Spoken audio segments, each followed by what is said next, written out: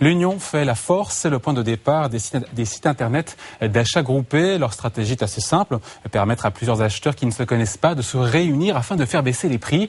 C'est ainsi que ces plateformes vous promettent parfois des réductions très alléchantes. Alors quels sont les produits ou services concernés? Et ce soir, c'est Karel Ternier qui vous répond. Bonsoir Karel. Bonsoir David. Première question internaute reçue sur m6actu.fr. Quel est le principe des achats groupés sur Internet?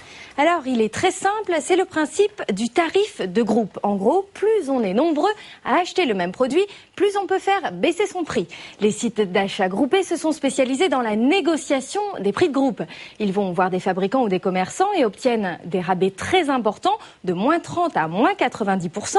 Ils mettent ensuite ces promotions sur leur site, mais elles ne sont valables que s'il y a suffisamment d'acheteurs. S'il n'y en a pas assez dans les délais prévus, la vente tombe à l'eau. Le procédé est très malin, puisqu'il encourage les acheteurs à en trouver d'autres.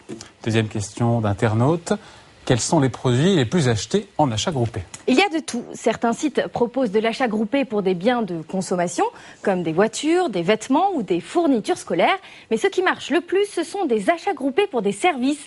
Une coupe de cheveux à moins 50%, un dîner au restaurant à prix cassé ou encore des vols en hélicoptère à moins 60%. Les sites, en fait, rivalisent d'originalité.